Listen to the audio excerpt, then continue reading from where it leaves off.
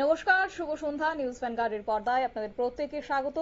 এই মুহূর্তের গুরুত্বপূর্ণ সব আপডেট নিয়ে আপনাদের সঙ্গে আমি রয়েছি শতাব্দী। আজ মোদির নৈশভোজে আমন্ত্রণ পেয়েছে সর্বদলীয় স্তরের প্রতিনিধিরা এবং ইতিমধ্যে প্রধানমন্ত্রীর বাসভবনে উপস্থিত থাকবেন যে কথা জানা গেছে। নিমন্ত্রিত যারা অতিথিরা রয়েছেন তারা এই উপস্থিত থাকবেন বলে খবর পাওয়া গেছে। একই সঙ্গে সেখানে কংগ্রেসের সাংসদ শশী থারুর থেকে শুরু করে অভিষেক বন্দ্যোপাধ্যায়ও কিন্তু মোদির এই নৈশভোজে আমন্ত্রণ পেয়েছেন। ইতিমধ্যেই তারা সেই উদ্দেশ্যেও রওনা হয়ে গেছেন বলে যে সূত্রের খবর আমরা পাচ্ছি।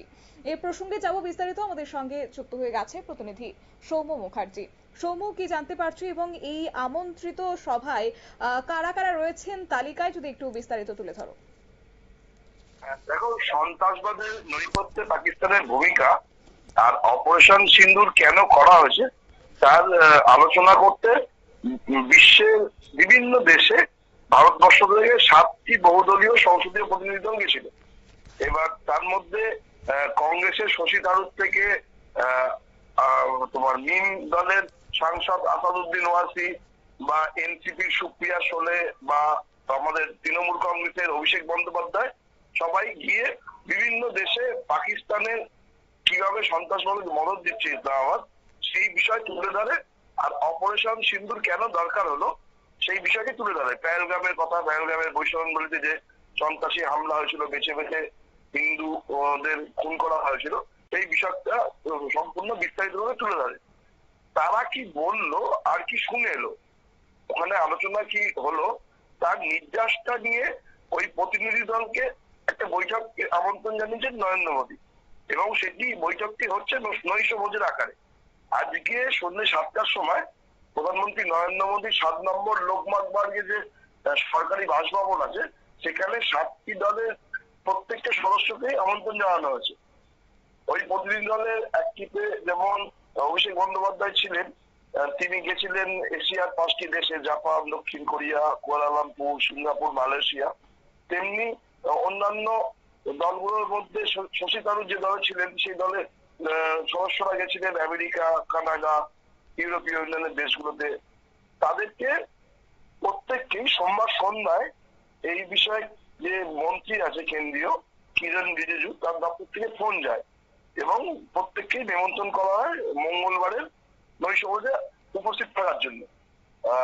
ফোন এসেছিল কলকাতার ক্যাবাক চিফের অফিসেও, সেখানে ফোন করে তৃণমূলের সেকেলিন কামাম ডায়মন্ড হারবারের সাংসদ অভিষেক বন্দ্যোপাধ্যায়কে নেমন্তন্ন করা হয়। অভিষেকের দপ্তর থেকে সরকারিভাবে জানানো হয়েছে যে অভিষেক প্রধানমন্ত্রীর আমন্ত্রণে নৈশভোজে যোগ দেবে। আর এই জন্য মঙ্গলবার মানে মধ্যরাতেই কলকাতা থেকে অভিষেক রওনা দিয়েছেন বলে জানা গেছে। 15 দিনে মোটামুটি একটা সময়সীমা ছিল, তার মধ্যে 5টি দেশে ভ্রমণ করেছেন অভিষেকরা। সেখানে ভারতের বার্তা তুলে ধরা হয়েছে। কি কি বিষয় নিয়ে আলোচনা হয়েছে এই নিয়ে বুধবার বিদেশমন্ত্রী একটা বৈঠক ডেকেছেন এস জয়শঙ্কর ওই প্রতিনিধি দলের সদস্যদের সঙ্গে।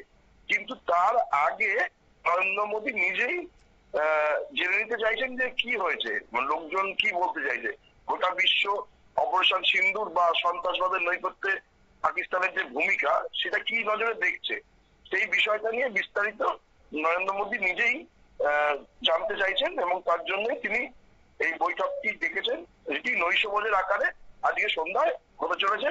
আর অবাক করার বিষয় হচ্ছে এখানে মানে আসাদুদ্দিন ওয়াইসির মতো বিজেপির চরম বিরোধী একজন সমালোচক এবং তার পাশাপাশি শশী থারুর কংগ্রেসের এবং অন্যান্য যে বিরোধী দলগুলো আছে তাদের প্রত্যেকের সাংসদদেরই উপস্থিত থাকার কথা রয়েছে, সে তেমনটাই জানা যাচ্ছে।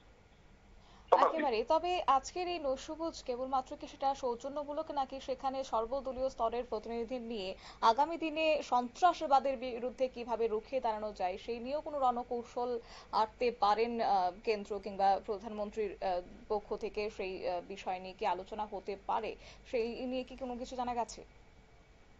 দেখো, বিষয়টা হচ্ছে যে প্রধানমন্ত্রী এবং বিদেশ মন্ত্রী এর আগে প্রচুর বিদেশ সফর করেছে, সেসব নিয়ে বিরোধীরা বিভিন্ন সমালোচনাও করেছে। অপারেশন সিন্দুর শুরু হওয়ার সময়ও বা পেহেলগাঁওয়ে হামলার পরেও যখন বিভিন্ন দেশ পাকিস্তানের পাশে দাঁড়াচ্ছিল তখনও ভারতের বিদেশ নীতি বা বিদেশ মন্ত্রী, প্রধানমন্ত্রীর বিদেশ সফর নিয়ে তার কার্যকারিতা কি, তাই নিয়ে বিরোধীরা নানা সমালোচনা করেছেন যে তারা করলো কি দিয়ে, যে ভারতকে এই মুহূর্তে একমাত্র রাশিয়া বা ইসরায়েল ছাড়া সেভাবে কোনো দেশই সমর্থন করছে না, তাহলে বিদেশ নীতি মানে কি হচ্ছে। তাই এই জিনিসটা বোঝার পরেই যেটা জানা গেছে যে বিজেপি সূত্রে বিজেপি এবং আরএসএস এর মধ্যে একটা গোপন বৈঠক হয় যে এবার সর্বদলীয় প্রতিনিধি দল পাঠিয়ে পাকিস্তানের যে কর্মকাণ্ড, সন্ত্রাসবাদের যেভাবে তারা দীর্ঘদিন ধরে মদত দিয়ে আসছে, ভারতের মাঠ থেকে বিভিন্ন রকম সন্ত্রাসবাদী হামলা চালিয়ে আসছে, তার বিরুদ্ধে ভারতের সমস্ত রাজনৈতিক দল ঐক্যমত হয়ে কি ভাবছে এবং তারা একসুরে কি কথা বলছে সেটা বোঝানোর জন্য সর্বদলীয় প্রতিনিধি দল পাঠানোর ব্যবস্থা হয়, যেখানে বিজেপি নেতারা বা সাংসদরা যেরকম নেতৃত্বে ছিলেন, তেমনি বিরোধী দলের চরম সমালোচক হিসেবে পরিচিত বিজেপির সেই সমস্ত বিরোধী সাংসদদেরও এই প্রতিনিধি দলে পাঠানো হয়েছে, যারা এই মানে 7টি প্রতিনিধি দল মোট 33টি দেশে ঘুরেছে এবং যাতে সদস্য ছিল 59 জন। তাদের মধ্যে 31 জন এনডিএ শিবিরের ছিল আর বাকিরা বিরোধী 20 জন। এবার এর মধ্যে কিছু কিছু অবসরপ্রাপ্ত কূটনৈতিকও ছিল।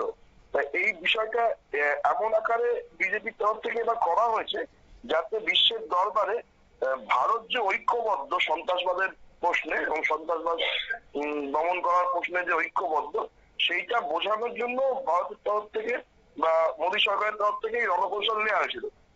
সেই রণকৌশলে কি ফল হলো, বিভিন্ন দেশে গিয়ে এই বিরোধী দলের বা সর্বদলীয় প্রতিনিধিরা কি বুঝে এলেন, ভারত সম্বন্ধে তাদের ধারণা কি, সেই সম্পর্কে তারা পুরোটাই নরেন্দ্র মোদী বুঝতে চাইছেন এবং তার উপর ভিত্তি করেই আগামী রণকৌশল ঠিক করার কথা চিন্তা ভাবনা করছেন। শতাব্দী। একেবারে সৌম্য, ধন্যবাদ।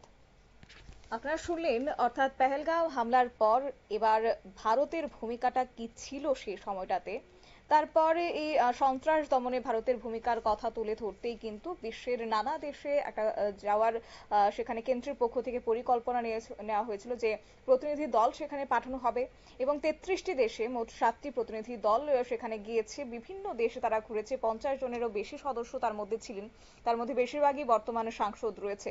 তাই এই দল এবার সেখানে সফর শেষ করে আজ সন্ধ্যায় বৈঠকে মিলিত হতে চলেছে। অবশ্য নৈশভোজের আমন্ত্রণ জানানো হয়েছে। যারা যারা সেই সদস্য, যে 50 জনের যে টিম গঠন করা হয়েছিল, সেক্ষেত্রে প্রত্যেককে নিয়ে আজকে এই নৈশভোজের আমন্ত্রণ প্রধানমন্ত্রী পাঠিয়েছেন এবং আজকেই এই বৈঠক বলেই জানা গেছে। নিয়ে নিচ্ছি ছোট্ট একটি বিজ্ঞাপন বিরতি, সঙ্গে থাকুন।